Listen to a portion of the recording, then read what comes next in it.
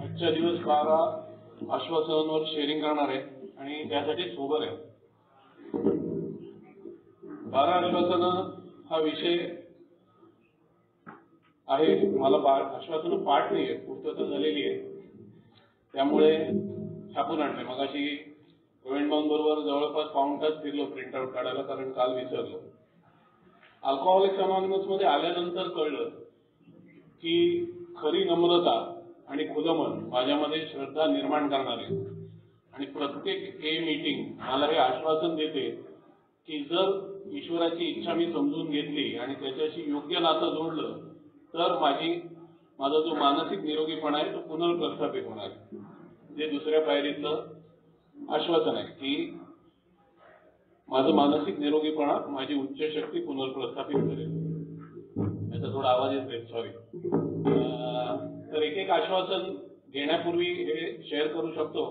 Chairperson म्हणत होते की आश्वासनं पुस्तकात नेमकी कुठे आहे. आश्वासनं क्रमवारीने नाही आहे. मी जेव्हा पहिल्यांदा आश्वासनाबाबत ऐकलं होतं तेव्हा मी लगेच पुस्तकं मी 2005 मध्ये विकत घेतली होती आणि वाचली नाहीत, समजली नाहीत, बाहेर गेलो याच्या. पुन्हा 2009 मध्ये आलो. त्याच्यानंतर जेव्हा जेव्हा शेअरिंग मध्ये काही ऐकायचो तेव्हा शोधायचो. चेअरपर्सननी मगाशी सतीश यांचं नाव घेतलं, त्यांना मी कायम क्रेडिट देतो. मला जे लिटरेचरची गोडी लागली त्याच्यासाठी त्यांना क्रेडिट देतो, कारण सुपर मीटिंग मध्ये गॉसिप करणे हा माझा मोटिव्ह असायचा, पण तो मोटिव्ह ते कायम खोडून काढायचे.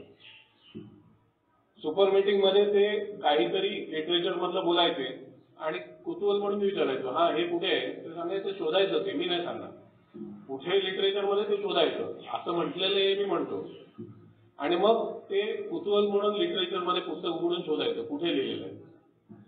सुरुवातीला हे तो वाईट होता की कुठे लिहिलेलं आहे कळलं की मी पण शेअर करू शकेन. त्यातून माझ्यामध्ये काही सुधारणा करायला पाहिजे असा काही हेतू नव्हता. त्यामुळे त्या कुतूहलाने शोधायचो आणि नंतर मग सुधारणा करायला पाहिजे. आणि लिटरेचर मध्ये पूर्ण कार्यक्रम आहे.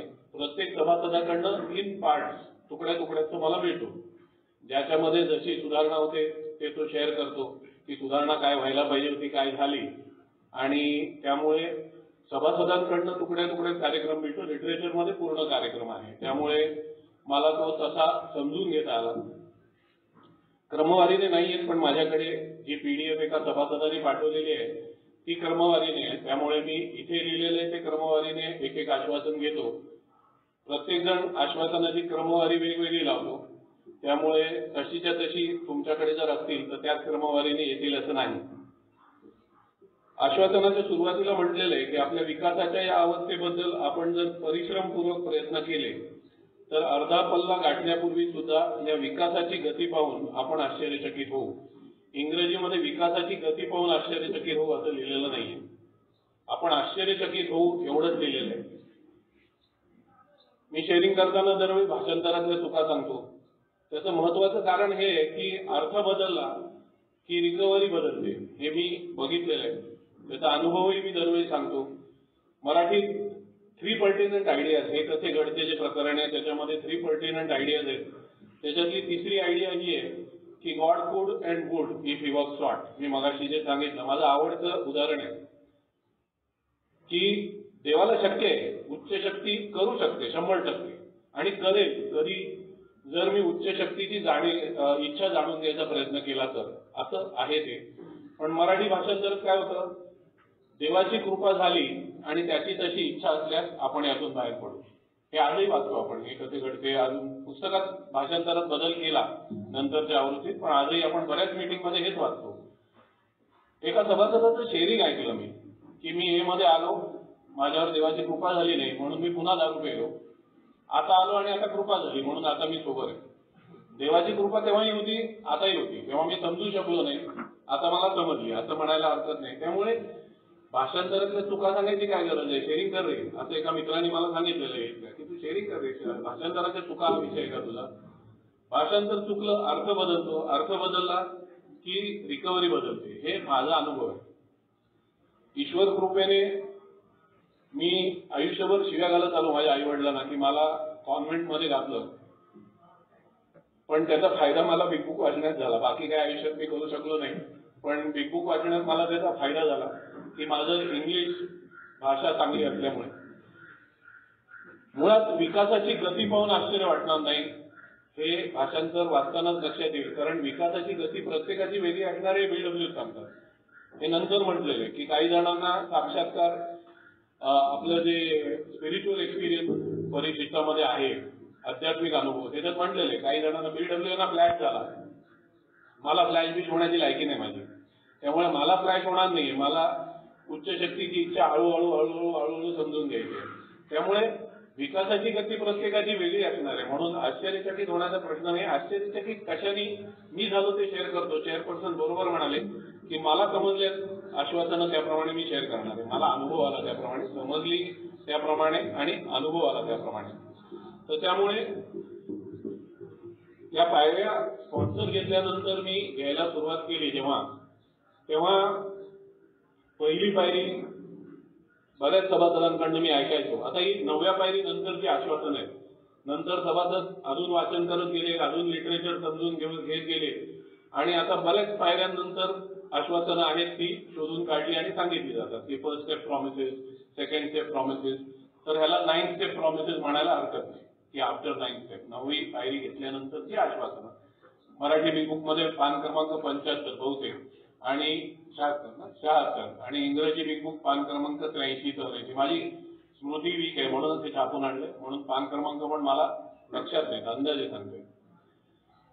मी हे मध्ये आलो तेव्हा बऱ्याच सभासदांकडनं ऐकून मला एकच माहिती होतं की दारू प्यायला बसलो की मी थांबू शकत नाही, म्हणजे मी दारूड आहे.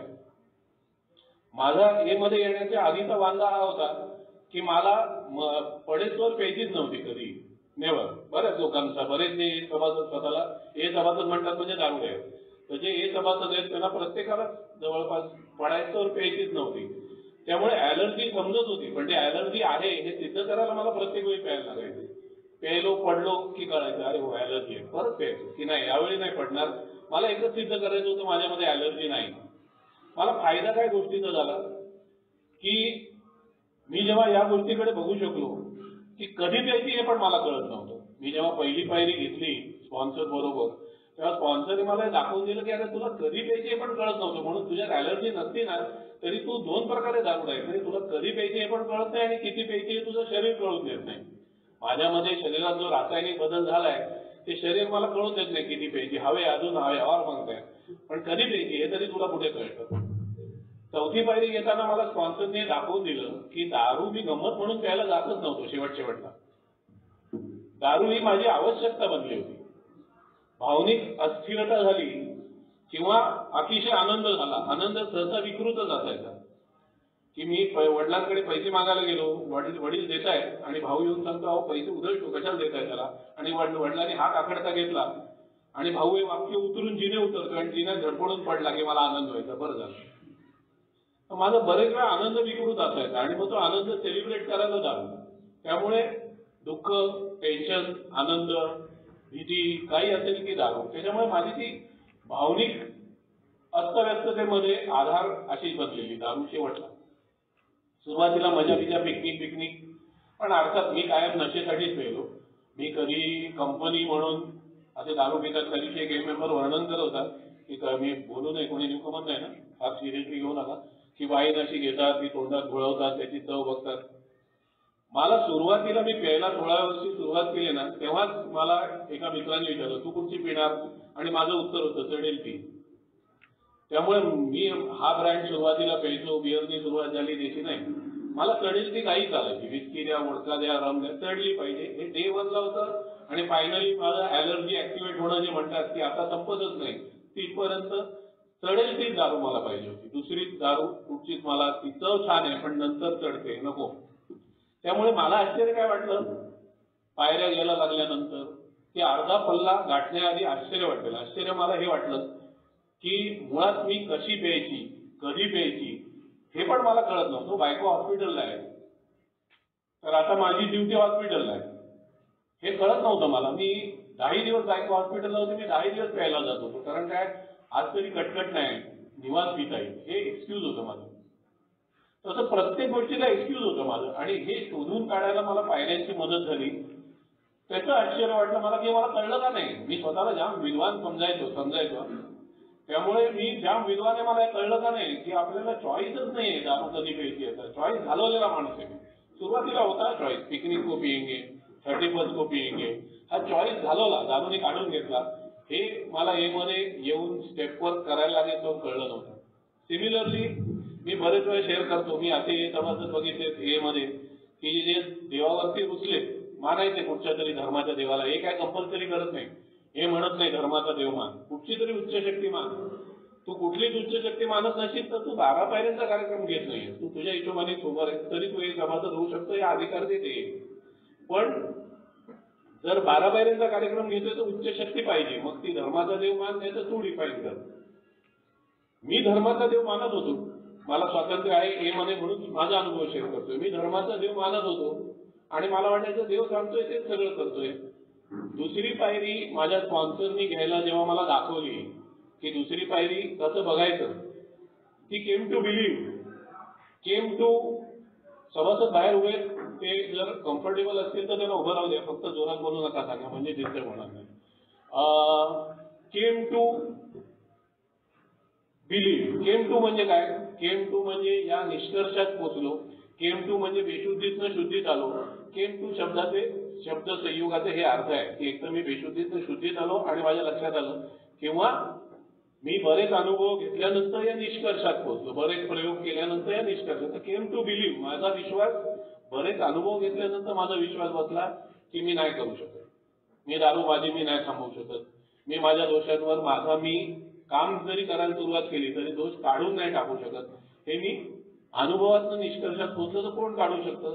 तर केवळ माझ्या माझ्यापेक्षा म्हणजे काय, पॉवर ग्रेटर दॅन मायसेल्फ. म्हणजे माझ्या स्पॉन्सरनी सांगितलं अरे तू पॉवरफुल नाही आहे, ज्या भ्रमात होता ते काढ पहिले. तुझी ऍडिक्शन पॉवरफुल आहे, पॉवरफुल दॅन ह्युमन स्ट्रेंथ, मानवी शक्तीपेक्षा powerful than science, powerful than any help. कुठच्याही मदत तुला मिळेल त्याच्यापेक्षा पॉवरफुल तुझी ऍडिक्शन आहे. आणि त्या ऍडिक्शन पेक्षा पॉवरफुल, म्हणूनच काल युगनी बिल यांना पत्र लिहिलं की स्पिरिटस कॉन्ट्रा स्पिरिटम, म्हणजे आता आध्यात्मिक अनुभव जो माझ्या मद्यपाशापेक्षा शक्तिशाली असेल. त्यांनी जर माझ्या मद्यपाशाची आसक्ती रिप्लेस केली, दारुड्याला किक पाहिजे, तसं एक ओल्ड टायमर ठाण्याचे शेअर करतात काय की दारुड्याला किक पाहिजे, तेवढीच ती दारूची किक काढून अध्यात्माची किक.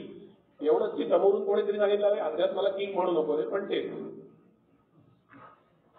अध्यात्माची किक पाहिजे जी मला दारूच्या किकची आठवण काढून टाकेल किंवा दारूची गरज काढून टाकेल. तर हे सगळं काही समीकरण कळत होतं, पण मला हेच कळत नव्हतं की माझा देवावर विश्वास होता, मी दारुडा आहे तर ती देवाची दीक्षा आहे, या निष्कर्षापर्यंत मी पोचलेलो. कारण मी अक्षरशः देवासमोर उभा राहून सांगायचो मी दारू प्यायला जातोय, तर चुकत असेल तर थांबव, अक्षरशः. आणि म्हणून माझी बायको खूप धार्मिक आहे, मी राडा घालायचो तिच्याची. मी म्हणायचो तू देवाला मानतेस ना, देवाला मी हात जोडून सांगतो ना, थांबवत आहे ना, then I am not wrong, बोलायचं काम नाही. ती पण गप्प व्हायची, बोलणार काय. मुळात पहिली पायरी दुसऱ्या पायरीच्या आधी आहे हे कळायला एवढं सुद्धा मला डोकं नाही. हे कळल्यानंतर मी आश्चर्यचकित झालो. म्हणून अर्धा पल्ला गाठण्याआधी तुम्ही आश्चर्यचकित व्हाल म्हणजे काय की तुम्ही गाढवा हे पहिले कळेल. नम्रता, प्रत्येक पायरी त्या पायरीची नम्रता देते म्हणजे मी गाढव आहे हे मला सांगत जाते, तू आता गाढव आहेस, दुसऱ्या पायरीत तू आता गाढव आहेस, तिसऱ्या पायरीत तू आता गाढव आहेस. माझा गाढवपणा जास्त स्पष्ट होत जातो मला, बाकी काही नाही. मला स्पॉन्सरनी दाखवून दिलं. म्हणून मी देव मानत होतो, पण देवाची इच्छा मीच ठरवत होतो की मी प्यायला जातोय. माझी प्रार्थना अशी नव्हती की मी प्यायला जातोय ती चुकतोय तर मला थांबव प्लीज. माझी प्रार्थना होती मी प्यायला जातोय, चुकत असेल तर थांबव. म्हणजे मी डायरेक्शन देत होतो देवाला. म्हणजे हायर पॉवर कोण होतं? मी होतो. देव माझा असिस्टंट होता. त्यामुळे जे देवावर नाराज माझे स्पॉन्सर त्यांना मी हे सांगितल्यावर त्यांना पटतं की देव कधीच तुझ्यावर नव्हता रे, तू देवाच्या वर होता कायम. जे देवच मानत नाहीत अर्थात त्यांनी स्वतःच्या हायर पॉवरची कन्सेप्ट करायची आणि ती कन्सेप्ट समजून घ्यायचे. माझा एक नास्तिक स्पॉन्सी आहे, त्यांनी हा प्रयत्न केला तेव्हा त्याला लक्षात आलं किती कठीण आहे ते, की पॉवर ग्रेटर दॅन मायसेल्फ. कारण तो स्वतःला एवढा विद्वान समजायचा माझ्यासारखाच की माझ्यापेक्षा शक्तीची व्याख्या करायची. तो म्हणायचा अरे त्यापेक्षा तुझ्या धर्माचा देव मानलेला परवडेल मला, लय कठीण आहे. पण त्यांनी केली हायर पॉवरची स्वतःची व्याख्या, त्यांनी काय धर्माचा देव मानला नाही. तर या गोष्टी आश्चर्यचकित करतात. इच्छा आणि जीवन, मला हे कळलं, माझी इच्छा जीवन मला कळलेल्या देवाच्या स्वाधीन करायचंय, जमत नाही. आता बघा, मी देव मानतो या खात्रीने मी ए मध्ये आलो, या खात्रीने गॅरंटीने की मी देव मानतो. आणि ज्या दिवशी माझी इच्छा आणि जीवन देवाच्या स्वाधीन करायचं होतं, मी करतो ना, मी करेन ना, मी नाही पिणार, मी कबूल करायचो मेंबरना, मी नाही पिणार. मला पहिला अनुभव आला ही इच्छा आणि जीवन स्वाधीन करायच्या आधी आला अनुभव, म्हणून मी स्वाधीन करायची हिंमत करू शकलो. राडा झाला नेहमी तरच. मी बऱ्याच लोकांचा आवडता डायलॉग आहे सभासदांच्या सुरुवातीच्या दिवसातला, की बायकोशी भांडण झालं, आईशी भांडण झालं, दारू पितो आणि दाखवतो. कारण सुरुवातीचं माझं कन्सेप्ट काय होता, मी आई आणि बायको आणि मुलीसाठी सोबत राहतोय, आपली काही जरूरत नाही, आपण तो पिके मरणे गेले तयार आहे, मेहरबानी करतोय, मी दारू बंद करतोय म्हणजे कुटुंबावरती. त्यामुळे दाखवतो. आणि कळायला लागलं आज पिणार, हे ज्या क्षणी लक्षात आलं आज पिणार, त्या क्षणी घाबरलो, कारण प्यायची नव्हती. मरणार हे मीटिंग करून करून, कार्यक्रमाचा अभ्यास करून करून कळायला लागलेलं की मरणार नक्की, आज नाही उद्या. घाबरलो, हात जोडले आणि म्हटलं बाबा हे मध्ये म्हणतात, मी माझ्या देवाशी असंच बोलतात, हे बाबा हे मध्ये असं म्हणतात की तुला प्रार्थना केली की लफड्यातनं बाहेर पडायला होतं, वाचव, नाहीतर मी मरणार, आज मी पिणार, वाचव. आणि मला जो चमत्कार वाटतो तो झाला. एका सभासदाची बाईक बंद पडली, त्यांनी मला फोन केला की बाबा माझी बाईक बंद आहे, मला मिटिंगला नेशील का. मी त्याला मिटिंगला नेला. त्याच्यानंतर कैक महिने, कारण 2-2 बाईक कशाला न्यायच्या, माझी गाडी पण असायची, तर गाडी आहे, बाईक माझी आहे, तर तो म्हणायचा माझी बाईक ठेवतो, मी तुझ्याबरोबरच येईल. तो असल्यामुळे मी बरेच महिने कंटिन्युअस मिटिंग करू शकलो. कारण मी ए मध्ये हे ठरवून आलेलो की ए मध्ये आल्यावर दारू थांबते, काही दिवस थांबवूया, पैसे येतील, बायको सरळ येईल, परत पिऊया. मी दारुडा आहे हे मान्य करून ए मध्ये आलोच नव्हतो. त्यामुळे मी परत प्यायला गेलो होतो. तो सभासद, एक प्रार्थना, तो सभासद माझ्याबरोबर काही महिने मिटिंगला आला. मला नंतर स्पॉन्सर मिळाले. स्पॉन्सर मिळाल्यानंतर मी स्टेपवर केलं. स्टेपवर केल्यानंतर मी दारुडा हे मान्य झालं. मला आश्चर्य या गोष्टींचं वाटतं की पायऱ्या, बरेच लोक सांगतात, मी आलो नवीन तेव्हा मला सांगितलं पायऱ्या हो लय डेंजर, समजूच शकत नाही, तू येत राहा आयुष्यभर, तुला समजणारच नाही. मी आज गॅरंटीने सांगतो, गॅरंटीने पायऱ्या समजणं इज चाइल्ड प्ले, वरखेळ आहे, सोपं आहे. कृतीत आणणं म्हणजे ब्रह्मराक्षस असेल त्याला सामोरं जाण्यासारखं आहे, मला तरी गेलं. कृतीत आणणं कठीण आहे, समजणं कठीण नाही. पण जे समजणं सोपं होतं ते पण मला समजत का नव्हतं, या गोष्टीने मला आश्चर्य वाटलं. तर अर्धा पल्ला गाठण्याआधी तुम्ही आश्चर्यचकित व्हाल, सुधारणा झाल्यामुळे व्हाल, तेही सांगतो. सुधारणा काय झाली, मला जे आतून मान्य नव्हतं, वर वर वर वर मान्य होतं, हा पडला का, पडलो, दारू पिऊन पडलो, पैसे गेले, बायकोचे दागिने विकले, हे सगळ्या टिक मार्क्स होत होत्या. मागच्या बाजूला बॅक स्टेजला माझं मन काय काम करत होतं, दागिने परत घेऊन जाईल ना, गेलेले पैसे परत येतील ना, गेलेली तब्येत सुधारेल ना, आई वडील आता बघायला पण तयार नाही, ते बघतील ना उद्या परत, आणि मग मी पुन्हा पिऊ शकेन. हे माझ्या मेंदूत बॅक स्टेजला चालू होतं. त्यामुळे परत दारू हातात येणार होती. मी हे टिक मार्क करून सुद्धा मी दारू कधी प्यायची हे ठरवू शकत नाही. मला दारू लागली की प्यावीच लागते, प्यायला बसलो की पितच राहावं लागतं. या गोष्टींचे अनेक अनुभव लिहून काढले, तेव्हा मला कळलं की हो मी दारुडा आहे. ही सुधारणा माझ्यामध्ये झाली. दारुडा मी आहे हे बघायचं कसं, हे कार्यक्रमाने मला शिकवलं. आणि कार्यक्रमाने शिकवलं म्हणून मी आज सोबर आहे का काळ, नाही तर मी कठीण होतो. मला 1997 मध्ये एक मेसेज मिळाला, मी 2009 मध्ये आलो, 12 वर्ष लागली मला पाऊल ठेवायला ए मध्ये. मी जर स्टेपवर करायचा प्रयत्न केला नसता तर मी येत राहिलो असतो, पीत राहिलो असतो, किंवा यायचा बंद झालो असतो, पिऊन गेलो असतो, एक काहीतरी. ही आश्चर्याची गोष्ट माझ्या बाबतीत झाली आहे. माझे वडील जेव्हा मला म्हणाले की अरे ते बिगू काढून दिले मला एकदा, मला वडील म्हणजे ड्रिंक करायचे, आज त्या नाही आहेत, ईश्वर त्यांच्या आत्म्यात शांती देव. मला वाटलं अरे म्हाताऱ्याला पण पटलं दारू आहे, आता आपण ए मध्ये बाप लेक दोघेही ए मध्ये जाऊ. मी बघितलेले बाप लेक ए मध्ये. मी म्हटलं आणून देतो ना, पण कशाला पाहिजे तुम्हाला. मला म्हणाले अरे तुझ्यासारख्या माणसाला सुधारणारी कुठची फेलोशिप येते तरी मला बघू देत, ती माहिती मिळवायची मला, म्हणून मी काढून देत. तर ही माझ्यासाठी पोचपावती होती की सुधारणा झाली तर तुझ्यात सुधारणा होऊ शकत नाही, इम्पॉसिबल, हे माझे वडील सांगतात. आणि ती सुधारणा यांनी केली, आश्चर्याची गोष्ट आहे. आश्चर्यचकित केवळ मी नाही, माझ्या घरचे पण झाले. हे अर्धा पल्ला गाठण्याआधी जे तुम्ही आश्चर्यचकित व्हाल, तुमच्यात झालेला बदल गती नाही, वेळ लागेल. मला एक सव्वा वर्ष लागलं नुसतं स्पॉन्सर घ्यायला, कारण मी ओल्ड टायमर शिवाभाऊ आहेत त्यांच्याकडे कोण भेटले की मी पहिला प्रश्न विचारायचो, त्यांना नाही विचारला पण बऱ्याच ओल्ड टायमर विचारायचो, तू स्वतः कार्यक्रम घेतला हे सिद्ध कर मग मी तुला स्पॉन्सर घेतो.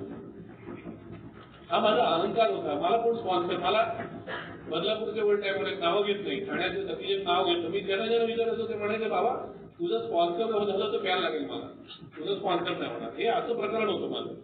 त्यामुळे मला स्पॉन्सर मिळाला ही आश्चर्याची गोष्ट आहे. असं आश्चर्य हा एक पहिलं वाक्य आहे ना 12 आश्वासनांच्या आधी, आश्चर्य बऱ्याच बाबतीत वाटण्यासारखं आहे. कार्यक्रम घेताना हे लक्षात येतं की माझ्या बाबतीत आश्चर्य वाटण्यासारख्या शेकडो गोष्टी आहेत.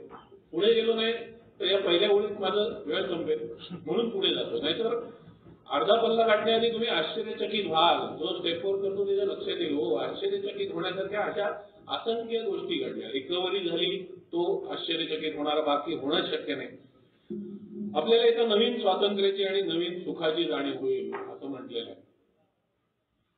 मला एकदा आईने आणि बायकोनी मिटिंग घेतली. आईला माहिती नव्हतं मी दारू पितो, बायकोनी सांगितलं नव्हतं तिला दारू पितो. एवढंच माहिती होतं की कारण पैसे उधळतो, पैसे दिले की जसं पैसे म्हणजे एक थेंब पाणी आणि मी मोठा नाला, एक थेंब पाणी नाल्यात तसं निघून जाईल, कळणार पण नाही.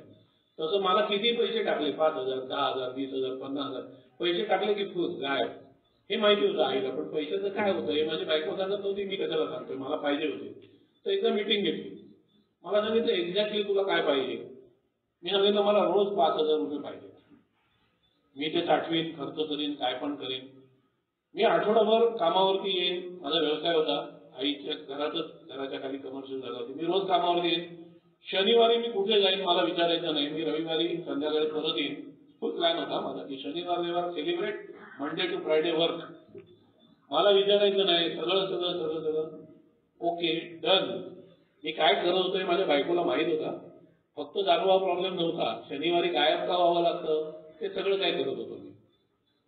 त्यामुळे तरी माझी बायको तयार झाली, आई तयार झाली की रोज 5,000 मिळतील, शनिवारी गायब, रविवारी. म्हणजे मी माझ्याकडे शनिवारी जवळपास 35,000 रुपये 40,000 रुपये येणार होते दर शनिवारी खर्च करायला, ज्याचा हिशोब मागितला जाणार नव्हता. एक शनिवार मी 50,000 घेतले ऍडव्हान्स पगार देतात ना कधी कधी, काय खूप चांगला कामगार आहे त्याला 1 महिन्याचा ऍडव्हान्स पगार. 50,000 ऍडव्हान्स, शनिवारी गायब, रविवारी संध्याकाळी काय सोमवारी सकाळी आलो, तरी कोण काय बोललं नाही. मंगळवारी पर्यंत आईला सांगितलं हे काही जमत नाही आपल्याला, हे तुम्ही काहीतरी गडबड केले, हे जमत नाही, दुसरं काहीतरी पाहिजे आपल्याला. मला लक्षात आलंय स्वातंत्र्य मला घेणारं नाहीये. सोमवार ते शुक्रवार न पिता आणि इमानदारीत कामावर जाऊन आणि बाप मुलगा व्यावसायिक हे सगळे जबाबदारी पार पाडणं आपल्याला जमणार नाही हे लक्षात आलं. Plan change.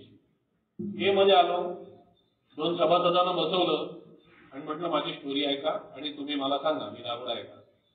ओल्ड टायमर दोघी, एकाचे आता 25 वर्ष पूर्ण झाले आता रिसेंटली, आणि एकाचे माझ्यामध्ये 22 23 वर्ष चालू आहे. म्हणजे तेव्हा ते 10-12 वर्ष मागे ना, एवढं 13 वर्ष 11 वर्ष सोबत होते. मी दोघांनाही इमानदारीत खरी स्टोरी सांगितली, खरी न लपवता.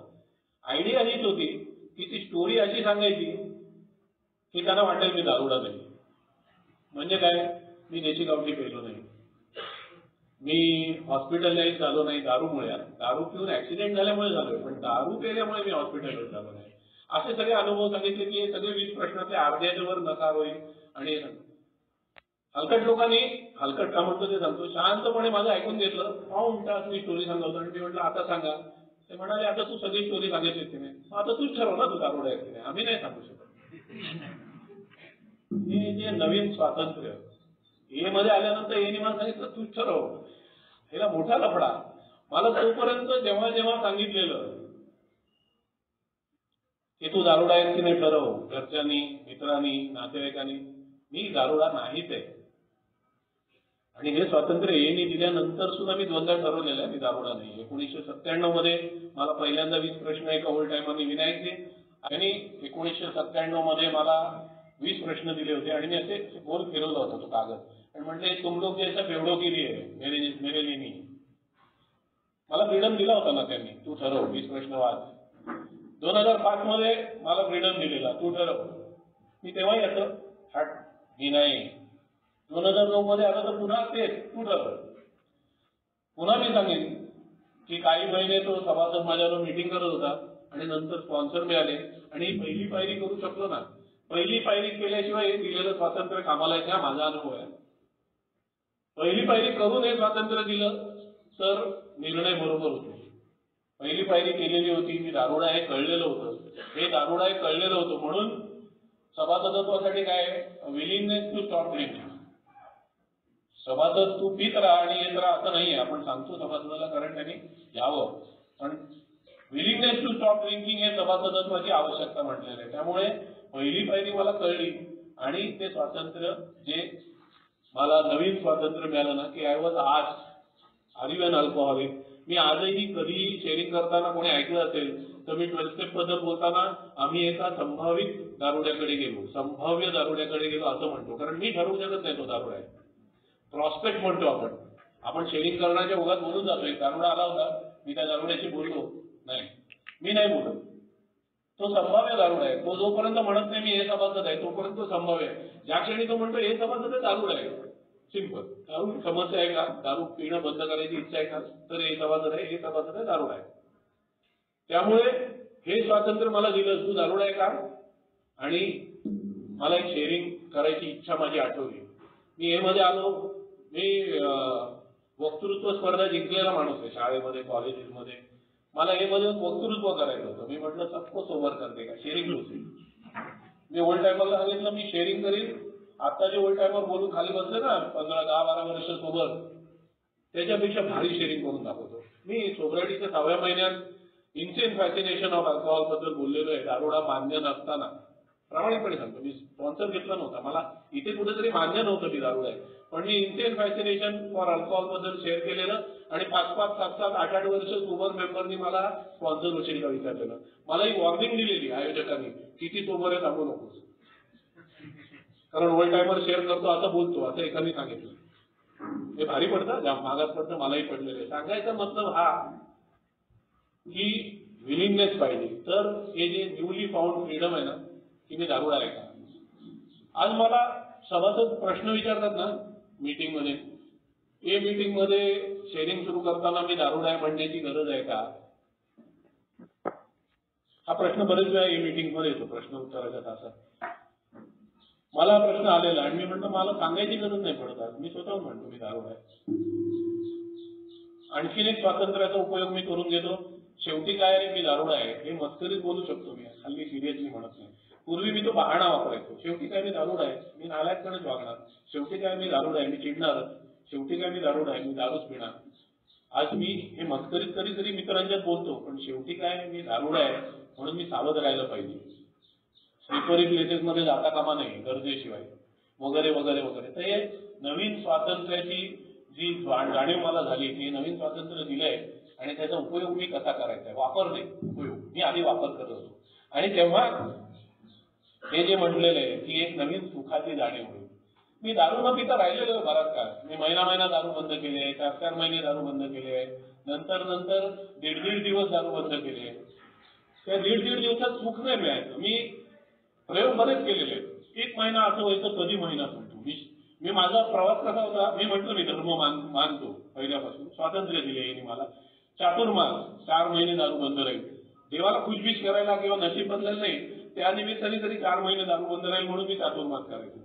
4 महिने दारू, 4 महिने कधी संपताय.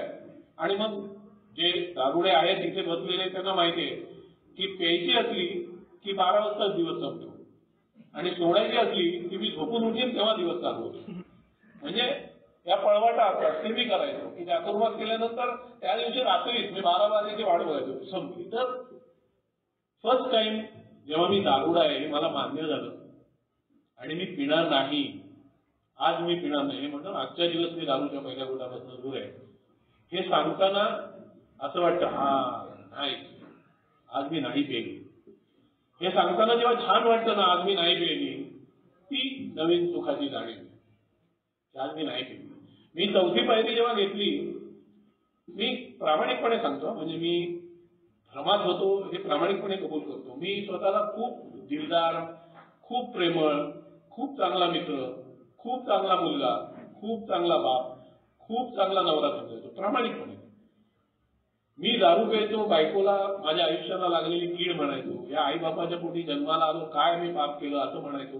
हे मी सगळं प्रामाणिकपणे म्हणायचो. मला कुठेही माहिती नव्हतं की असं नाहीये, आपण ढोंग करतोय. मला माहिती नव्हतं, हे खरं वाटायचं मला.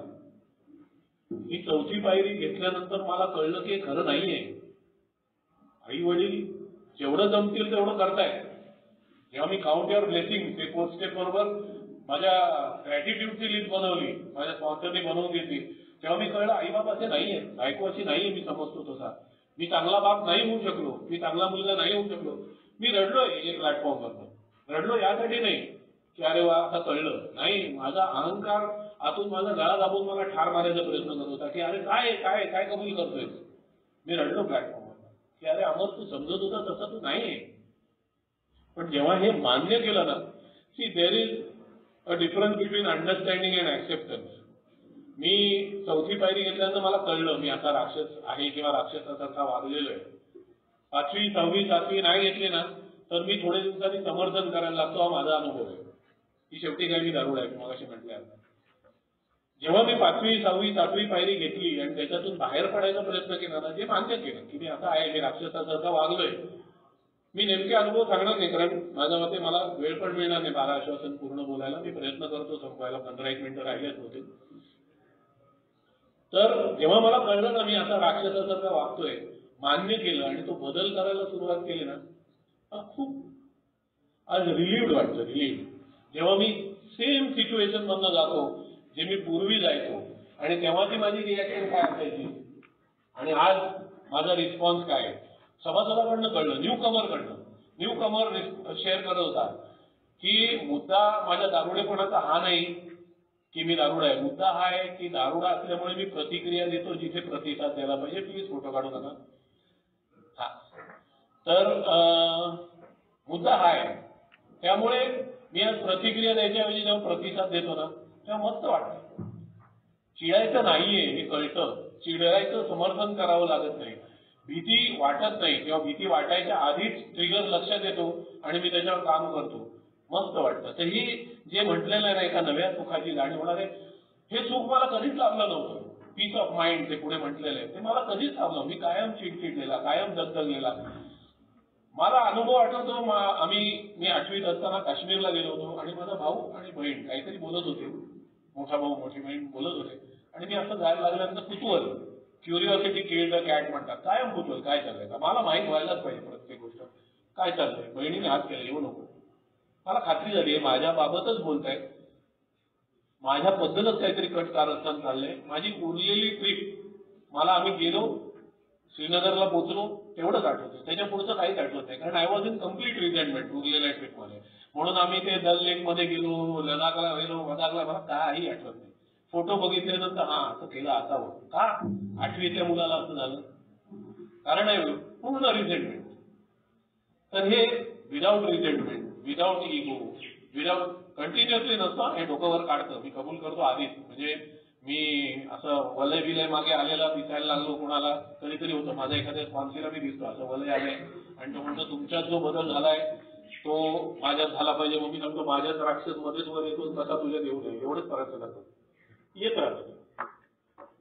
100% रिकव्हरी कडे वाटचाल आहे, प्रयत्न चालू आहे, होत नाही अजूनही असो. तर पण हे जेव्हा इतकं ट्रिगर्स आणि मी त्याच्यावर काम करतो ना वेळेत, बायको जेव्हा मला सांगते अरे बापरे तू असा असतास ना, तर मी म्हटलं असतं संसार सुखाचा झाला. तो टोमणाच असतो इनडायरेक्ट, पण ठीक आहे असं असताच एवढं तरी ऐकायला मिळतात. कुठेतरी मला जे आदर्श नवरा बनायचं होतं त्यातलं 1% तरी जमलंय असं वाटायला लागतं. तेव्हा जे सुख मिळतं ते नवीन सुखाची जाणीव, जे मी कधीच अनुभवलेलं नव्हतं. मी अय्याशी केलेली आहे प्रचंड, लोकांनी माझी वाहवा केलेली प्रचंड, त्याच्यातनं किक मिळते ती अनुभवलेली आहे. पण आंतरिक सुख आणि किक ह्याच्यातला फरक यांनी मला दाखवून दिला. एनिवे पुढे जातो. बरंच अनुभव मी म्हटलं ना, प्रत्येक मी एका ठिकाणी आश्वासनांवरती 1-1 तास प्रत्येक आश्वासनावरती शेअर केलेलं, कारण हे संपत नाही. अनुभव आठवत जातात, बोलत जातो. मला तुम्ही थांबवा, नाही झाली मला तरी कोणतरी शेअर करेल. भूतकाळाबद्दल आपण शेअर करणार नाही किंवा त्यावर पडदा टाकण्याची सुद्धा इच्छा आपल्याला होणार नाही. माझा कायमचा डायलॉग होता दारू पिताना, बऱ्याच जणांचा असेल, आत्ताच बोल, कारण कालच पैसे उडवले, कालच रस्त्यात पडलोय, कालच असा पूर्ण अंगाला गुलाल लागले. माझे वडील एक प्रतिष्ठित नागरिक शहरातले, माझी आई शिक्षिका रिटायर्ड एज प्रिन्सिपल, माझी बायको बँकेत ऑफिसर, मी स्वतः ग्रॅज्युएट इंजिनियर. स्वप्न अशी की लोक माझा फोटो लावतील की आदर्श, म्हणजे नाव नाही घ्यायला पाहिजे, नाहीच घेत, की छत्रपती सारखा व्हावा हा असा माझा फोटो लागावा, अशी सगळी स्वप्न. आणि मी दारू पिऊन गुलालाने माखलेला असा दरवाजात उभा आणि बायको समोर उभी राहून डोळ्यात पाणी. आणि म्हणून दुसऱ्या दिवशी सकाळी बायकोने विषय काढला की अरे काल ते जाऊ दे, आता बोल. त्यामुळे कालचं तर बोलायचंच नाही, आता तर बोल. कारण आता या क्षणी पेलेलं नाही ना, संध्याकाळी परत पिणार आहे, तेव्हा परत दुसऱ्या दिवशी कालचं नको. हे मध्ये शेअरिंग करताना मी शेअरिंग कसं करायचं ते सांगतो. माझ्याकडे गाडी आहे, मी हे मध्ये आलाय, दारुडा मान्य केले, माझ्याकडे गाडी आहे, माझ्याकडे घर आहे एअर कंडिशन. मी आत्ताच फॉरेन ट्रिप करून आलो, मी हे मध्ये यायच्या आधी फॉरेन ट्रिप करून आलेलो, फिरून आलो होतो.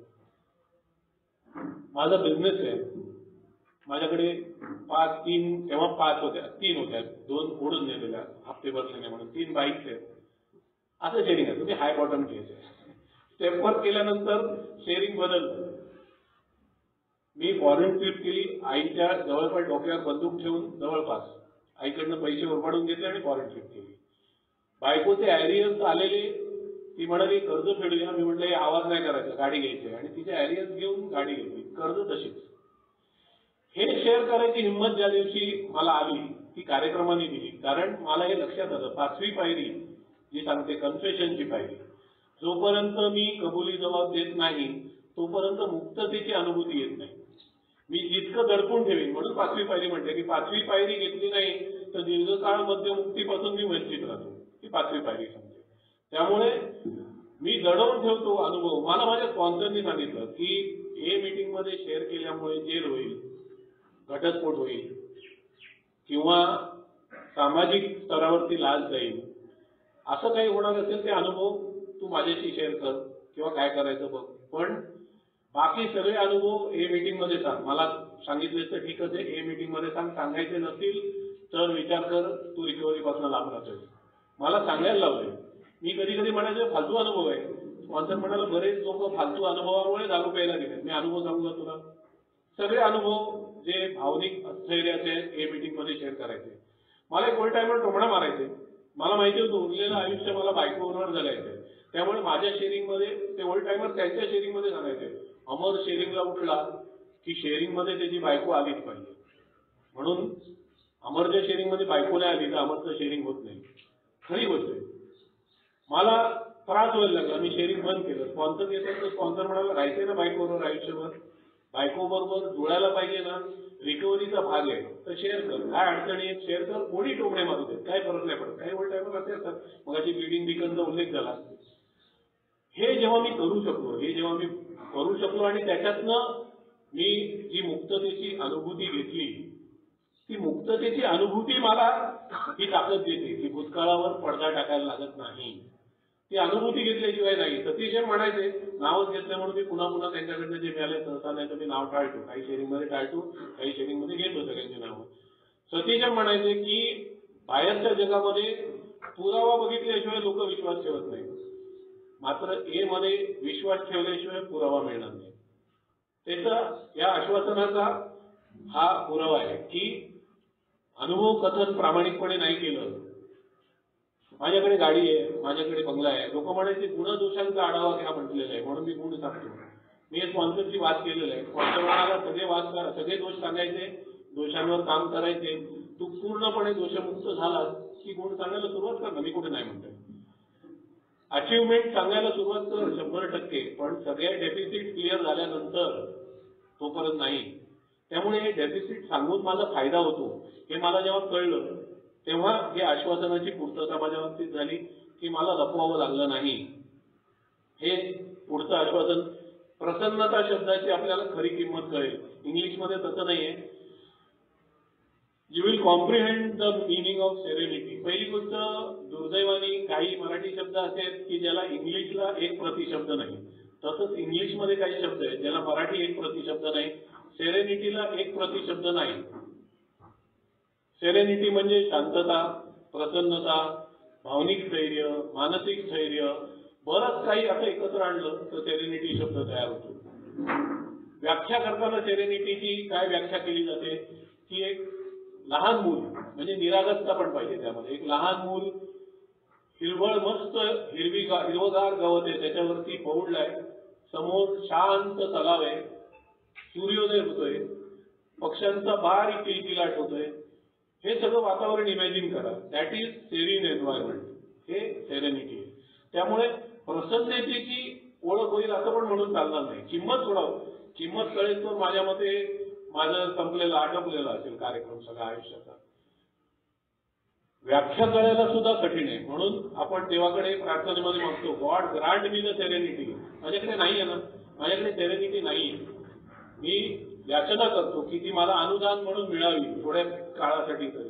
तर ही सेरेनिटी काय आहे हे जे मी सगळं म्हटलं, शांतता, प्रसन्नता, स्थैर्य, याव त्याव सगळं म्हणणं, हे सगळं काय आहे हे 9 पायऱ्या घेतल्यानंतर कळायला लागतं, दिसायला लागतं. बघा, कार्यक्रम किती घ्यायला कठीण आहे हे सांगताना माझ्या स्पॉन्सरने मला सांगितलेलं की अरे अमर, 9 पायऱ्या घेतल्यानंतर सुद्धा सेरेनिटी म्हणजे काय हे कळणार आहे, अनुभव येणार नाहीये.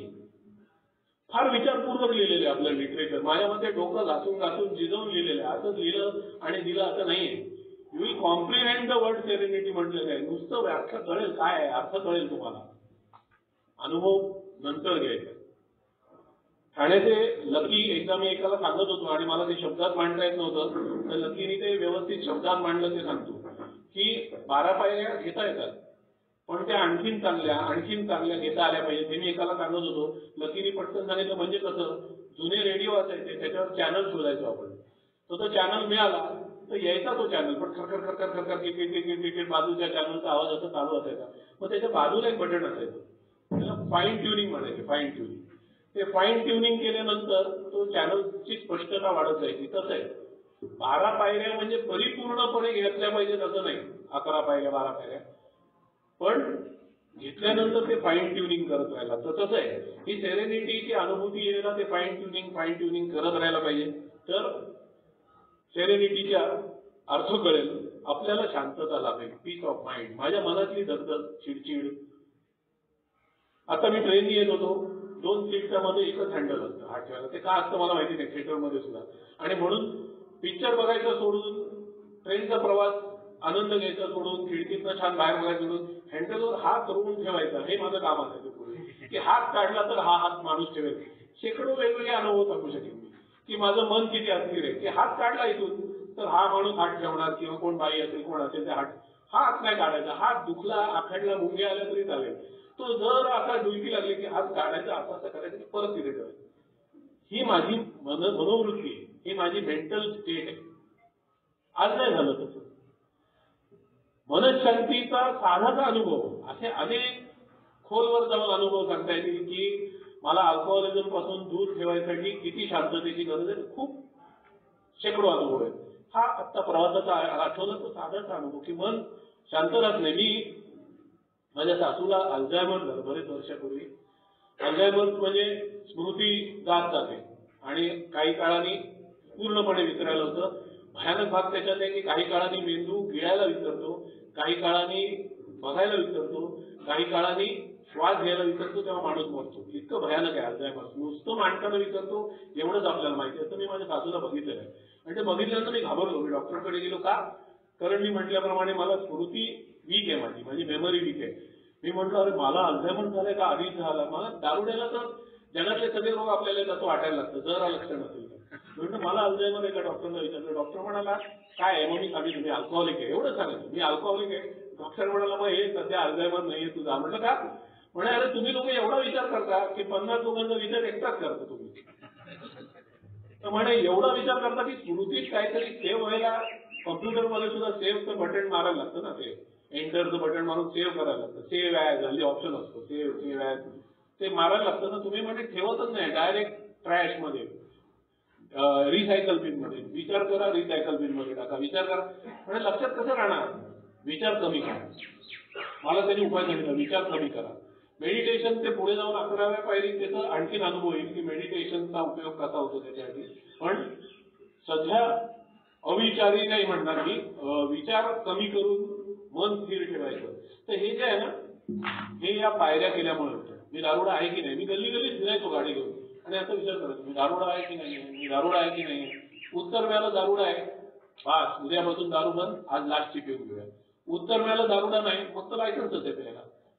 हे मी रोज वेड्यासारखं करवतो तरी मला कळत नव्हतं. जेव्हा मी पहिली पायरी घेतली आणि मी दारुडा आहे हे पटलं, विचार बंद झाले. अशी प्रत्येक पायरी नव्या पायरीपर्यंत घेत गेलो, विचार बंद झाले. आता मी अनुभव बरेच पहिल्या 1, 2, 3 पायऱ्यांमधले सांगतोय, कारण 9 पायऱ्यांचे अनुभव प्रत्येक आश्वासनाबद्दल सॉरी फॉर दॅट. तर वेळ झाला ना 5 मिनिटं आणि 3च आश्वासन झाले, तर आनंद आहे. तर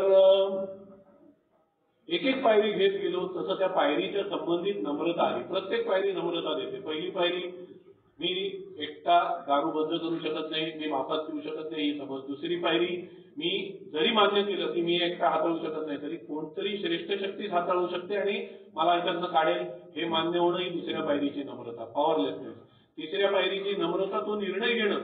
मी मान्य जरी केलं, आपले अमोल भाऊ बसले, त्यांचा व्यवसाय येतो की मी गाडी बुक केली, विचारलं अमोल भाऊ ना ड्रायव्हर चांगला आहे ना, किती वर्ष चालवतोय, ते म्हणतात 20 वर्ष ड्रायव्हिंग करतो, तू टेन्शन घेऊ नको. गाडी पूर्ण चेक केली, टायर बियर ट्यूबलेस आहेत, काय एअरबॅग सगळं काही, तरी सुद्धा गाडी हायवेला निघाली, मी आताच बसलो डोळे रोखून. विष्णुमुक्त का विश्वास नाही, विश्वासने गाडी नीट चालवेल, विश्वासने गाडी मला अमोल भाऊनी चांगली दिली आहे, विश्वासने ते टायर फुटतील की नाही, विश्वास नाही, कशाचाच विश्वास. तिसरी पायरी जेव्हा मी हा निर्णय घेतो ना, तेव्हा तेवढा विश्वास असला पाहिजे की हा हे हायर पॉवर करणार 100%. हे विश्वास बसल्यानंतर एक एच्या बाहेरचं स्लोगन आहे की लेटिंग गो इज द हार्डेस्ट पार्ट. आपलं एक स्लोगन आहे, लेट गो लेट गॉड. त्याच्यात बाहेरचं स्लोगन असेल लेटिंग गो इज द हार्डेस्ट पार्ट. स्वाधीन करायचंच कठीण आहे, बाकी तू बघणारच आहे. त्यामुळे स्वाधीन करायचं कठीण आहे. ते जेव्हा मला तिसऱ्या पायरीत जमतं ना की हा हे उच्च शक्तीच्या स्वाधीन करायचंय, मग सगळा कंट्रोल सोडून द्यायची जेव्हा मी तयारी करतो ना, अरे बरीच मन शांतता मिळते. मी हल्ली काही कंट्रोल करायला बघत नाही, काही नाही.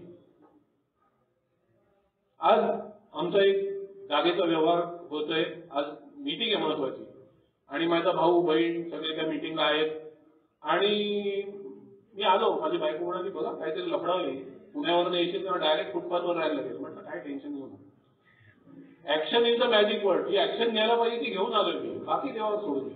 ऍक्शन घेऊन सुद्धा जर विकेट गेली तर मग बॅड लॅक. मी देवावर नाही ढकललं, मी कधी ढकललं नाही, पण तो विश्वास ठेवायची तयारी पाहिजे. नाही तर काय, मी धडधाक एक मीटिंग होती छोटीशी ऑनलाईन, त्याच्यासाठी मी मगाशी मागे बसलो, मीटिंग मध्ये आलो नाही कारण ती मीटिंग अटेंड करणं गरजेचं होतं आणि नेमकी 10:30 होती. पण मी तो विश्वासात ठेवू शकतो, एवढं मनशांती मिळते भयानक. तिसरी पायरी घेतल्यानंतर ती मनशांती मिळते भयानक. चौथी पायरी घेतल्यानंतर मनशांती जाते. माझा अनुभव हे जे आहे ना, शांतता लाभेल. चौथी पायरी घेतल्यानंतर ती तिसऱ्या पायरीपर्यंत मिळालेली शांतता सगळी पळून जाते. मी किती भयानक आहे कळल्यानंतर माझे स्पॉन्सर म्हणायचे पेनिसिलिन इंजेक्शन कसं आहे, तर याचा प्रोग्राम पेनिसिलिनचे इंजेक्शन कसं आहे, ज्याला लागू पडतो त्याला जबरदस्त लागू पडतो, ज्याला लागू पडत नाही त्याच्यावरती उलटा काम करतो. माझा एक कामगार आहे, त्याला गळा पकडून हे मीटिंगला आणला, तो यायचा बंद झाला, आणखीन दारू प्यायला लागला. बिचारा नाही, ईश्वर त्याच्या आत्म्या शांती देव. त्याच्या घरचे म्हणतात हा शेठ त्याला कुठे घेऊन गेला ना, तिकडे गेल्यापासून तो जास्त प्यायला लागला. आता आपला कार्यक्रम तसा आहे का, पण माझे स्पॉन्सर म्हणतात विलिंगनेस टू स्टॉप पाहिजे, नाही तर लफडा होतो, कार्यक्रम उलटाच पडतो. तसं आहे, चौथी पायरी घेतली की उलटी पडते. जर मी 5वी 6वी 7वी घेतली नाही तर नुसती चौथी पायरी घेऊन काम होत नाही. चौथ्या पायरीच्या वर्कशॉप घेणाऱ्या 2 वर्ल्ड टायमरना सांगितलं हो साहेब, चौथ्या पायरीचं वर्कशॉप घेता 5व्या 6व्या 7व्या पायरीचं पण घ्या, चौथी पायरी घेऊन काम होणार नाही. चौथ्या पायरीनी शांतता जाते, 5वी 6वी 7वी पायरी दुपटीने ती शांतता परत येते. चौथी पायरी इन्व्हेस्टमेंट आहे, शांतता मी इन्व्हेस्ट करतो, घालवतो थोड्या वेळासाठी, पण 5वी 6वी 7वी पायरी घेतल्यानंतर ती शांतता पूर्ण विथ प्रॉफिट परत मिळते. ती कशी सांगत नाही, चेअरमन शांत माणूस आहे, ते कॉलर धरून बसवणार नाहीत, पण मला तरी कळलं पाहिजे. एक गोष्ट मी शेअर करतो, माझा बरेच वेळा विषय पूर्ण होत नाही. मला ओल्ड टायमरने एका सांगितलं टेन्शन घेऊ नकोस, तू जेवढा बोललास तेवढे अनुभव बऱ्याच लोकांकडे, उरलेले अनुभव दुसरा कोणतरी सांगेल. मी कार्यक्रम घेतला नव्हता तोपर्यंत मी काय म्हणायचो, पुढच्या वेळी जर समूहाने संधी दिली तर उरलेला मी सांगायला येईल. आज ती गरज नाही, कोणतरी सांगेल. पण या पद्धतीने या आश्वासनांकडे बघायला पाहिजे. शेवट करतो जम्प करून डायरेक्टली. अच्छा, 10 मिनिटं वेळ आहे जेवणाला. आता ही देवाची इच्छा म्हणायची का 20 मिनिटं आहेत, अजून 20 मिनिटं दिलेली आहेत मला. त्याच्यात 10 मिनिटं प्रश्न उत्तरांना, 10 मिनिटं मला. तर ही देवाची इच्छा म्हणावी का काय माहिती नाही, का केटररने ऐकलं आता की जो माणूस काय थांबत नाही. पुढे जाऊया, पटापट जाऊया. मग चला, आपण कितीही खालच्या पातळीवर गेलो असलो तरी एक सभासद शेअर करत होता आणि 15 दिवस मी लय पकलो होतो, लय. रोज ऐकायचो, रोज शेअरिंग ऐकायचो. आणि मी आमचे ठाण्याचे लकी आहेत, त्यांना त्यांचं शेअरिंग झालं आणि मी म्हटलं की लकी भाई कुछ मिलता नहीं है ये, मैं अभी मीटिंग बंद करेगा. त्यांच्या शेअरिंगच्या आधी म्हटलं तर लकी कायमच काही बोललं तरी हसतात. ते असं क्या पागल जैसा बात कर रहा है, असं कधीच म्हणत नाही. हसले, खांद्यावर हात ठेवला, अभी तो मीटिंग कर रहा है ना, चल बैठो. त्यांचं शेअरिंग झालं आणि मी एका भयानक मानसिक विवंचनेत होतो, भयानक मानसिक विवंचनेत होतो. आणि धडाधड त्यांनी उत्तर सांगून टाकलं आणि मी खुश. आणि मी म्हटलं, अरे लकी भाई आज आप शेअरिंग नहीं करते ना, तो मैं ये मीटिंग बंद करता. लकी म्हणाले, ऐसा नहीं सोचने का हमारा, ऐसा सोचने का कि अपना सवाल का जवाब मिलने के लिए 15 दिन आना पड़ता है, एक दिन में जवाब नहीं मिलेगा. आणि म्हणाला, अभी इसके बाद तेरे ऊपर जिम्मेदारी हो गया. म्हटलं क्या, अभी तू भी शेअरिंग कर ताकि किसी को मिले. मी लपवायचं बंद केलं कारण मला कळलं 5व्या पायरीमध्ये की मी ओपन झालो तर मला मुक्ततेची अनुभूती मिळते. मी लपवायचं आणखीन बंद केलं जेव्हा मला कळलं की मला पण कोणाचं तरी ऐकून काहीतरी मिळालेलं आहे. अनुभवाचा कार्यक्रम आहे. लेक्चर कोणी जोडलं असतं, लेक्चर मी लय भारी जोडायचो. म्हणजे मी आईला आई कसं बनावं, वडिलांना तुम्ही वडील कसं बनायला पाहिजे, मी स्वतः बाप नसताना शिकवलेले.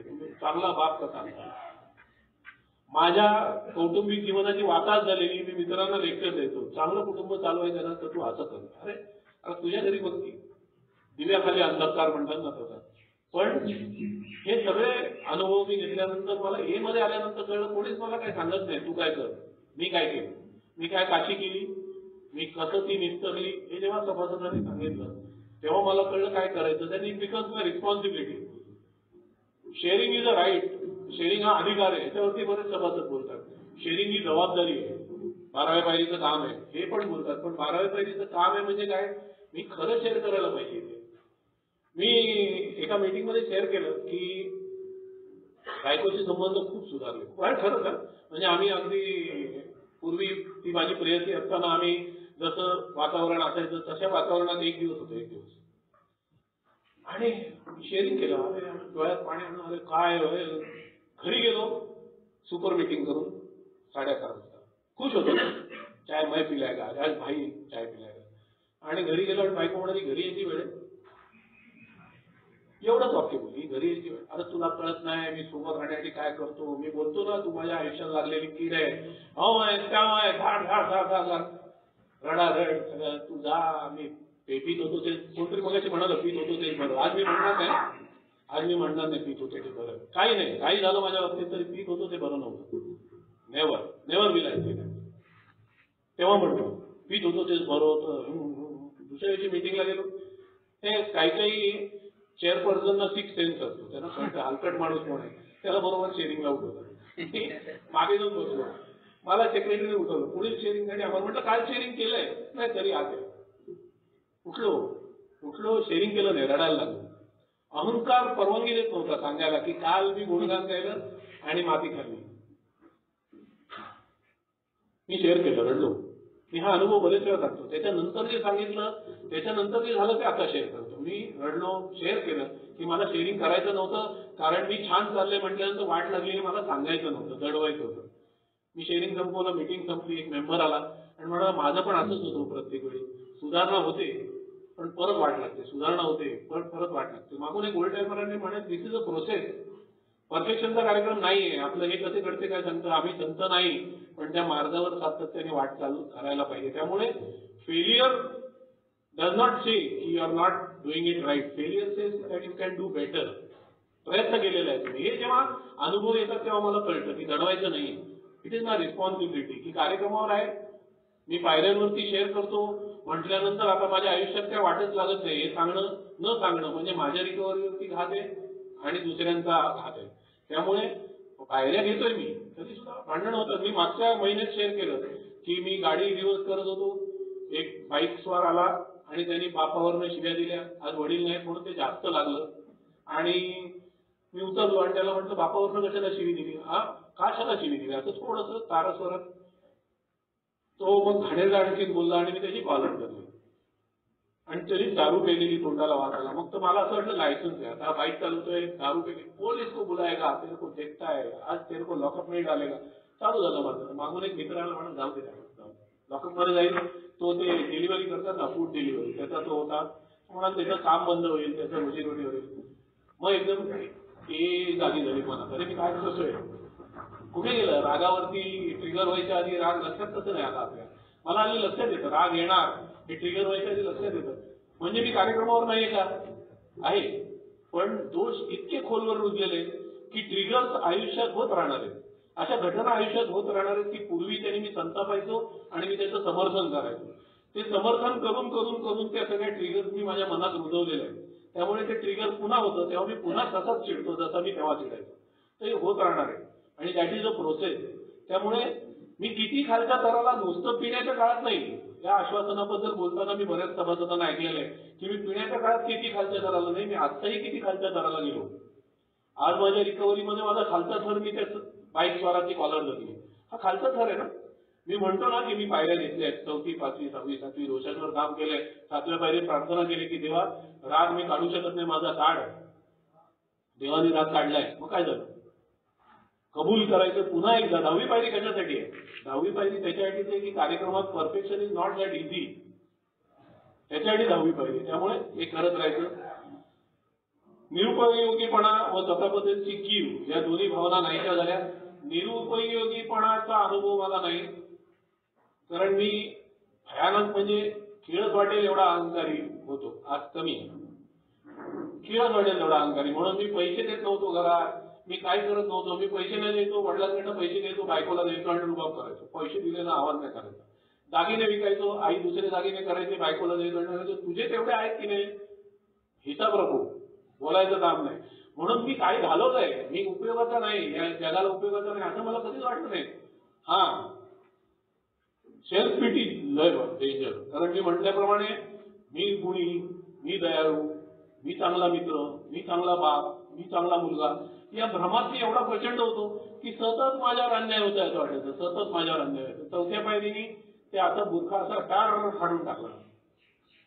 माझी सेल्फ पिटी अर्धी 4थी पायरी घेतल्यावर गेली आणि उरलेली 5वी 6वी 7वी पायऱ्या घेतल्यावर गेली आत्मकरुणा. कारण आत्मकरुणा करायचं लायकीचं मी काही केलेलंच नाहीये, मला काय अधिकारच नाहीये स्वतःला असं अरे बिचारा बाबू असं करायची नथिंग. तर तो भाग त्याचा आश्वासनाचा अनुभव आहे. निरुपयोगी आहे मी, मला असं कधी वाटलं. मी झाला एवढा अहंकारी होतो की मी कामाला येतोय, मी धडपडत जातो, घरी आलो तरी कामाला येतोय असं वाटायचं. म्हणजे इतका नालायक आहे की मी म्हणायचो देशाला एक्सरसाइज देतोय ना त्याच्यासाठी मी पितोय, असला माणूस आहे. म्हणून मला निरुपयोगी आहे अशी भावना कधी आली नव्हती. कारण 2 प्रकार आहेत आपला कार्य ए मध्ये आल्यावर मला कळतं. एक तर मी ढिगाऱ्याच्या वर नाही तर ढिगाऱ्याच्या खाली, म्हणजे मी प्रचंड अहंकाराने पीडित असतो किंवा प्रचंड न्यूनगंडाने. मी असे सभासद बघितलेले की रिकव्हरी चालू आहे, घरात पगार देत आहेत, चुपचाप घरात असतात, आवाज नाही, ए मध्ये आवाज नाही, असे सभासद दिसतात बघा आपल्याला. त्यांना आपण सांगतो रे चहा घेऊन येणार, एक खुर्च्या लावणार, एक फळापूस रे, म्हणजे सगळी जी कामं कोणीच करणार नाही. मीटिंग झाली जरा कचरा उचल रे, ते गपचूप करतात. शक्यता आहे, प्रत्येक वेळी मी म्हणत नाही, कदाचित नम्र असतील, शक्यता आहे की ते न्यूनगंडाने पछाडलेले आहेत. अशा सभासदांशी मी बोलायचा प्रयत्न करतो, कारण ते न्यूनगंडाने पछाडलेले असतील ना तर त्यांना कायम असं वाटतं आपण निरुपयोगी आहोत. म्हणून त्यामुळे जे काही काम करता येईल करूया. माझ्या ओळखीचा असा एक सभासद आहे की प्रचंड यासाठी करायचा, प्रचंड घरासाठी करायचा दारू बंद झाल्यानंतर, पण सोब्रायटीच्या 16व्या वर्षात सुद्धा माझ्याशी शेअर करतात, म्हणाला मी काहीच उपयोगाचा नाही, मी काहीच कामाचा नाही. हे आश्वासन आणि त्याचा अनुभूती येईल जर आपण या पायऱ्या घेतल्या. तर 4थ्या पायरी माझ्या इन्फिरियरिटी कॉम्प्लेक्सवर जर मी काम केलं, मला नव्हता दुर्दैवाने, तर या आश्वासनाची पूर्तता होणार आहे. म्हणून या सगळ्या प्रकारच्या दारुड्यांसाठी आश्वासन आहे की सगळ्या प्रकारचे, त्याच्यासाठी हे आहे, थांबवावंच आहे. स्वार्थी गोष्टीबद्दल आपल्याला अर्थ राहणार नाही आणि आपल्या बांधवांबद्दल मात्र हे जायला थोडा वेळ लागला मला, जसं मगाशी शेअर करत होते सभासद की मीच हेला काय ते करू शकतो. मी मस्करी शेअर करायचो. माझा जन्म 1970चा आहे आणि आपले सहसंस्थापक 1971 मध्ये गेले जानेवारी आणि माझा डिसेंबर 70चा जन्म आहे. मी शेअरिंग केलेलं आहे, म्हणजे नुसताच विचार नाही करायचो की हेची काळजी घेणारा जन्माला आला हे कळल्यानंतर मी डरलेली प्राण या लेवलचा आहे माझा अहंकार, या लेवलचा आहे. त्यामुळे स्वार्थी हे ऑटोमॅटिकली येतं, ऑटोमॅटिकली की मग मीच सगळं करू शकतो ना, तुम्ही नाही पाहिजे, मलाच द्या, मला शेअरिंग द्या. मला शेअरिंग नाही दिलं की मी आता म्हणतात ना समज मी डोकं वर काढून बघतो आणि मग मीटिंग फालतू मीटिंग झाली का मला शेअरिंग मिळालं. ते स्वार्थाचे वेगवेगळे लक्षण आहे. घरात काय वस्तू आली मला पहिले द्या, मग मी असा हात लावणार. म्हणजे मी ज्या धर्माचा आहे त्याच्यात कसं आहे, बरेच संत साधू लोक असतात ते खात नाहीत, त्याचा हात लावतात, मग प्रसाद म्हणून सगळ्यांना वाटतात. मी हात लावणार. मी भले खाणार नाही, ग्रँडिओसिटी येते इगो बरोबर, मी हात लावणार नाही, मी असा हात लावणार, मग बाकीच्याने खा. हे सगळी स्वार्थीपणाची लक्षणं आहे. मी खात नाही म्हणजे मी स्वार्थी नाही असं नाही. मी हात लावल्याशिवाय ते पुढे आहे सेल्फ सिकिंग, ते पण त्याच्यातच येतं. सेल्फिश आणि सेल्फ सिकिंग हे पुढे मागे एकमेकांच्या.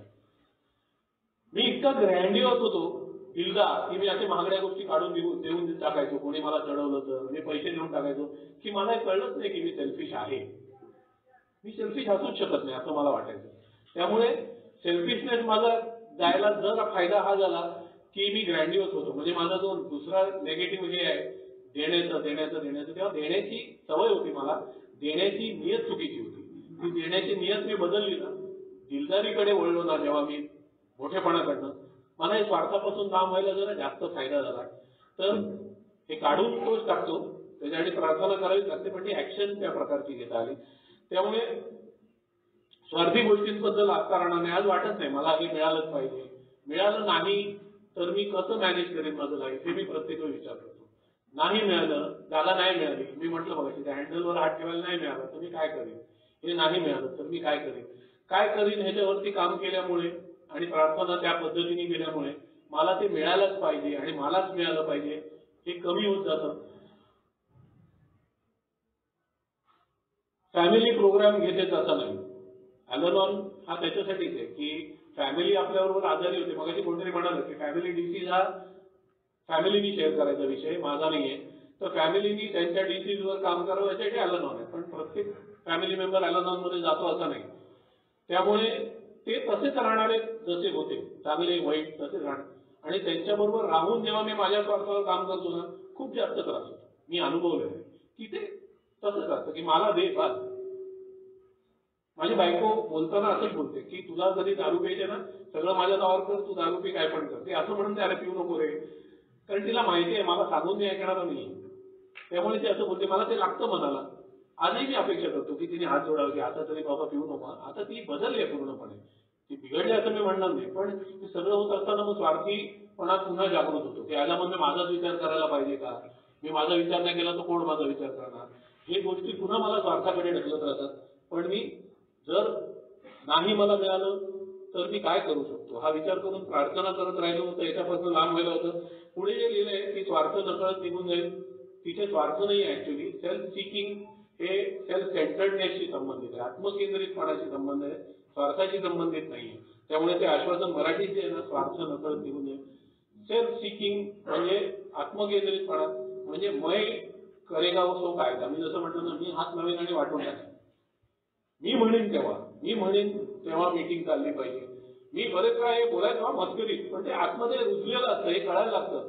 मी एकदा 7:35 ला आलो, मीटिंग सुरू झालेली आणि सेक्रेटरीला नैसर्गिक विधीसाठी जायचं होतं. त्यांनी प्रार्थना घेऊन सगळं करून हँडओव्हर कोणाला तरी शेअरिंग केलं आणि बाहेर धावला वर्गाच्या. मला भेटला, म्हटलं मीटिंग, म्हणाला चालू झाली ना, 7:30 वाजता मीटिंग चालू झाली. म्हटलं मी आलो नव्हतो ना, मीटिंग कशी चालू केली. हे मस्करीत बोललो मी, पण हे असतं आतमध्ये म्हणून मस्करीत बाहेर आहे. हे मला लक्षात घ्यायला पायऱ्या घ्याव्या लागतात. तर सगळं काही मीच आहे, माझ्याबद्दलच लोक चर्चा करतात. काय कट रचले जात असतील तर माझ्याबद्दल आहे. सरकार निवडून आलं तर माझाच फायदा आहे, सरकार नाही निवडून आलं तर माझं. आत्मकेंद्रितपणा एवढा भयानक आहे की अख्ख्या जगाला कंट्रोल करायला बघतो. आणि आत्मकेंद्रितपणावर काम नाही केलं तर ही दुसरी पायरी, तिसरी पायरी, 5वी 7वी हे घेणं जाम कठीण होतं, जाम. आणि दुसरी तिसरी 5वी 7वी पायरी घेतली की जसं म्हटलेलं आहे की सेल्फ सिकिंग ऑटोमॅटिकली नाही होत, ऑटोमॅटिकली. दाय विल नॉट माइंड, हे जे प्रेयर मध्ये म्हटलेलं आहे, दाय विल नॉट माइंड, तुझी इच्छा माझी नाही, हे करायची सवय लागली की माझ्या इच्छेप्रमाणे व्हायला पाहिजे, मला का नाही विचारलं, मी हे सगळं निघून जातं. जीवनाबद्दलचा साधा दृष्टिकोन बदलून जातो. आउटलुक म्हटलेलं आहे आणि काय म्हटलेलं आहे, दोन शब्द वापरलेले आहेत. होल ऍटिट्यूड अँड आउटलुक, म्हणजे नुसतं दृष्टिकोन नाही, वृत्ती पण बदलते.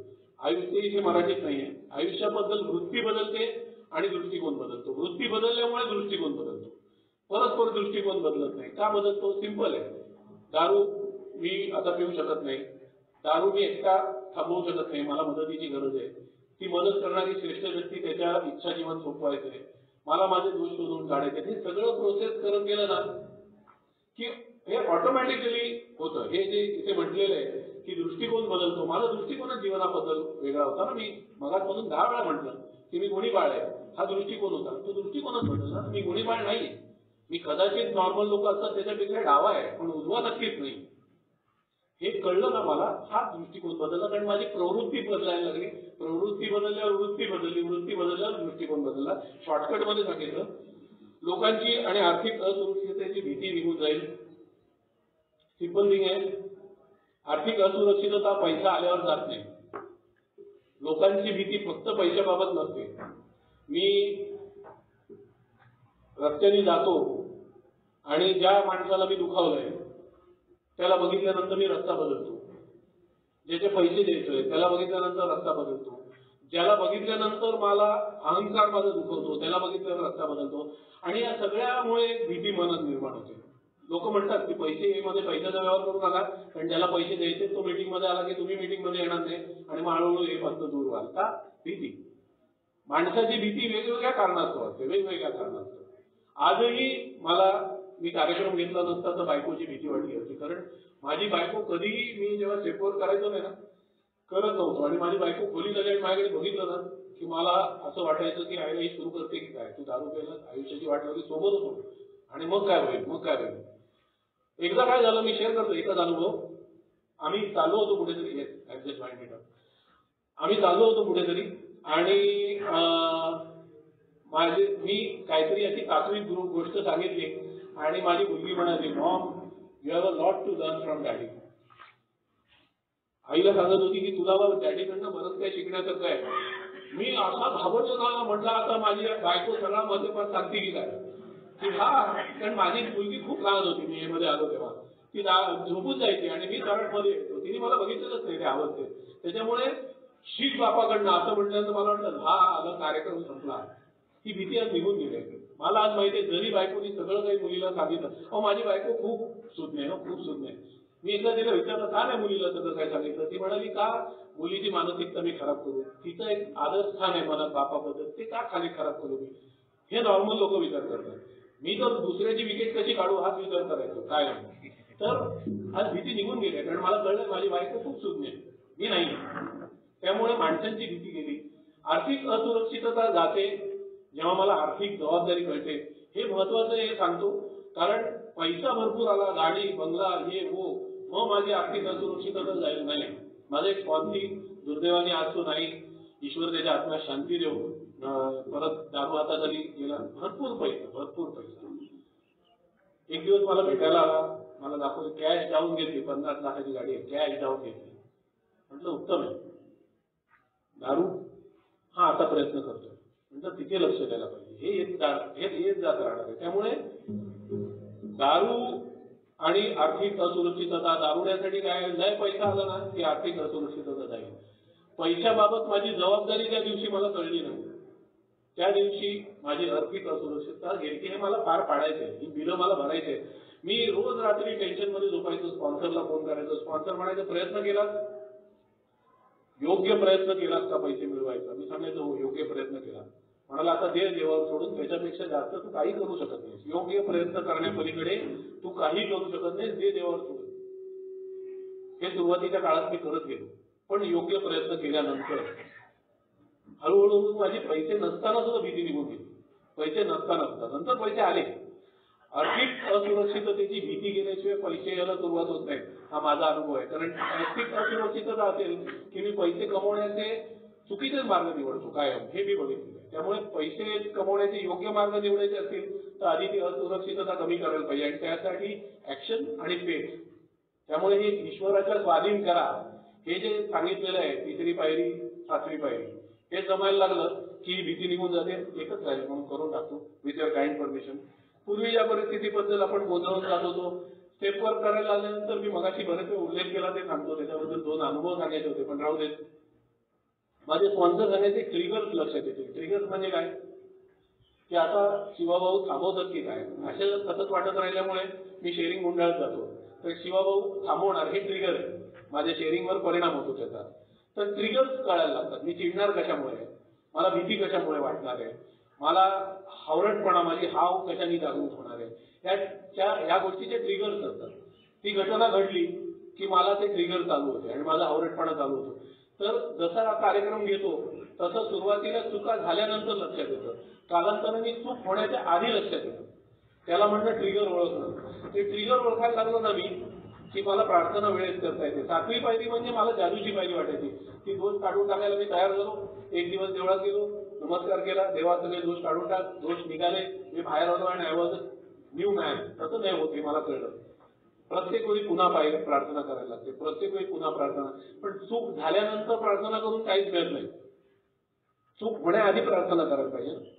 त्यामुळे मी सातत्याने जर तयार असलो माझ्या दोषांवरती काम करायला आणि दोष पूर्णपणे काढून टाकायला, सातत्याने मी जर तयार असलो आणि सातत्याने प्रयत्न करत राहिलो तर चूक होण्याआधी लक्षात येते. त्या माणसाची कॉलर पकडण्याआधी माझ्या लक्षात येईल नेक्स्ट टाइम. त्याच्यासाठी 10वी पायरी आहे, तो ग्राफ डोक्यात तयार होत राहतो की मी चुकलो तर ती माझ्या डोक्यात तयार असते. पुढच्या वेळी जेव्हा असं होईल कोणतरी येईल बाईकने आणि मला शिवी देईल, माझं डोक्यात ट्रिगर जागा होईल की आता चिडणार, मी प्रार्थना करीन की देवा मला रागापासून मुक्त कर, मी द्यायचं बाहेर. आज मी असंख्य घटनांमधून आता बाहेर पडतो. राग, भीती, हाव, प्रार्थना वेळेत करू शकतो, ट्रिगर वेळेत ओळखतो. आणि म्हणून ज्या परिस्थितीने मी गोंधळून जात होतो पूर्वी की आता ही कशी हाताळायची, त्याचं सिंपल उत्तर आहे की ट्रिगर ओळखणं आणि प्रार्थना करणं. आणि बरेच वेळा हे पण करायला लागत नाही, ऍक्शन होऊन जाते, कारण it becomes a habitual thing. देव मार्ग दाखवत राहतो, उच्च शक्ती मार्ग दाखवत राहते, त्याच्यावर ऍक्शन करत राहिल्यामुळे it becomes a habitual thing, सवयीचं होऊन जातं. म्हणून बऱ्याच गोष्टी आपोआप करून टाकतो. प्रार्थना करून उत्तर याची वाट बघावी लागत नाही. आणि हे सगळं केल्यानंतर वन फाईन डे हे करता करता करता करता करता करता एक अनुभव असा होऊन जातो, एक अनुभव की माझ्या लक्षात येतं की देव माझ्यासाठी करतो जे मी स्वतःसाठी करू शकत नाही. आणि त्याचा एक अनुभव शेवटचा शेअर करतो. शेवटचा, मी दारू परत पिणार हे सातत्याने वाटत होतं मला. मी दारुडा नाहीये ही डिनायल सातत्याने जागी होत होती माझ्यामध्ये. आणि मी एक दिवस ऑफिसमध्ये बसलेलो आणि मी प्रार्थना केली की कोणतरी जर मला याच्यातनं बाहेर नाही काढू शकलं, माध्यम म्हटलं देवा तू तर येणार नाहीये, कोणतरी माध्यम जर मला याच्यातनं बाहेर नाही काढू शकलं तर माझं काही खरं नाही. माझी खटियाकडे मी ज्या पद्धतीने ओल्ड टायमरशी वागतो कोणी माझं स्पॉन्सर होणार नाही. प्लीज तू माझा स्पॉन्सर असा मी विचार करून काम होत नाहीये, कारण माध्यमातनं मदत येते. देव काय माझ्यासाठी खाली उतरणार नाहीये. काय करावं कळत नाही, म्हटलं काहीतरी कर. आणि परदेशी मी गेलेला असताना मी काय पद्धतीने दारू पितो हे एक जण बघत होता. काय पद्धतीने मी दारू पितो हे एक जण बघत होता. त्याला तेव्हा लक्षात आलं जेव्हा मी ग्लास पकडून बसलेलो आणि त्यांनी मला विचारलं do you want one more peg. म्हटलं no no no not at all. मी ग्लास सोडत नव्हतो, पण मी ग्लास ठेवत नव्हतो. त्याच्या लक्षात आलं हे माणूस ग्लास ठेवत नाहीये पण मागत पण नाहीये, कारण मी दुसऱ्याच्या घरी होतो. माझं त्या दारूच्या बाटली दारू काउंटरकडे लक्ष होतं. गुपचूप जाऊन मी पेक कधी घेऊन येतो, इज्जत काय जायला पाहिजे, कारण मी दुसऱ्या बरोबर गेलेलो. त्याच्या लक्षात आलं हे दारूड आहे प्रकरण. तो इंडियात आला, ज्या नातेवाईकावरून मी गेलेलो त्याला विचारून माझा पत्ता शोधून काढला आणि मला 12 स्टेप करायला मेसेज द्यायला तो माझ्या ऑफिसमध्ये आला. आणि त्यांनी बिग बुक बघितलं 12x12. मी असं ऑफिसच्या टेबलवरच ठेवून बसायचो. अॅनॉनिमिटीची पडलेली नव्हती ती, आता पडलेली असते, आता नाही ठेवत मी. असं सगळं ठेवून द्यायचो समोर. आणि त्यांनी बघितलं आणि मला म्हणाला हो good, God has reached you before me. देव माझ्या आधी तुझ्याकडे पोहोचलाय. तर मी म्हटलं तुम्ही कशाला आला. तो म्हणा मी हे मेंबर आहे. आणि त्यांनी तो घटना सांगितली. मी म्हटलं हो मला अजून एक पेक पाहिजे होता. हे मी तेव्हा कबूल केलं. मी म्हटलं आत्ता मी थोड्या वेळापूर्वी प्रार्थना केली आणि आत्ता तुम्ही आलात तर तुम्ही माझे स्पॉन्सर व्हाल का. ते म्हणाले तुला चालणार आहे का. मी कारण काही काळ मुंबईत असतो, बाकी वेळ मी परदेशीच असतो. तुला चालणार आहे का? म्हटलं आय मॅनेज, कारण मी खूप ओल्ड टायमांना इथे त्रास दिलाय, तुम्ही मला ओळखत नाही आहे तर माझ्यासाठी नव्याने असेल. ते म्हणाले चालेल. ते माझ्या आयुष्यात आले म्हणून मी आज तुमच्या समोर उभा आहे. नाहीतर मी सहजासहजी हाताळला जाणारा माणूस नाही. इतका मी अहंकारी, इतका मी बऱ्याच दोषांनी पछाडलेला होता. म्हणून देव माझ्यासाठी करतो जे मी स्वतःसाठी करू शकत नाही. हा सगळ्यात मोठा अनुभव माझ्यासाठी तो आहे. बोलायची संधी दिली आपण ऐकलं.